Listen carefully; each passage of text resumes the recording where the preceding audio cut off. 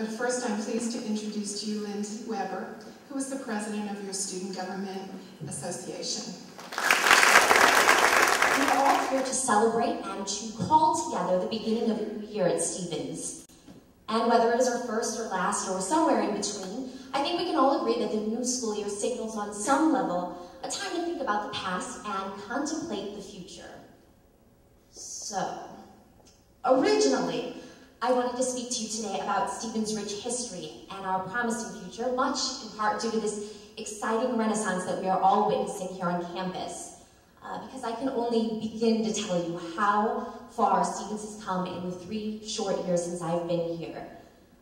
And I wanted to tell you how we should not dwell on our past or our mistakes, rather embrace our flaws and relish in our strengths, all while infusing this ideology into our lives in order to create and fertilize a future here at Stevens.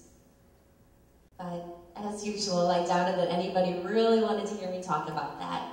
So I paced around my room for about 2 hours yesterday, no exaggeration, and finally took 2 Hostess cupcakes later. I'm right here where we are now at this point in my speech, and I thought to myself, maybe I should have just ignored that doubt and stuck with my original idea, because now this technique of like reliving my speech writing really, sorry, isn't much better than my first idea. So now I'm telling you what I thought was a bad idea in the first place. So, okay, stick with me here. It's now 2 bad ideas overlapping, and that's obviously 2 wrongs. We all know 2 wrongs don't make a right, and that's where I realized I was wrong. Well, okay, bear with me. I was wrong because, well, yes, 2 wrongs do not rectify a situation. If you like to look at things mathematically, you know, wrong plus wrong does not equal right. It would actually be 2 wrongs or wrong, and that's just really hard to say. So I was incorrect because if you learn from your past mistakes, which would be those 2 wrongs, the 3rd attempt is hopefully a right instead of a wrong, right? Okay.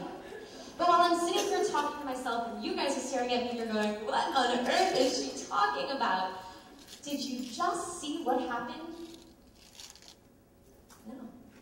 Call it fate, destiny, or just plain my subconscious being really stubborn. Here I am back at talking about history, working with the wrongs of the past and making it right for the future.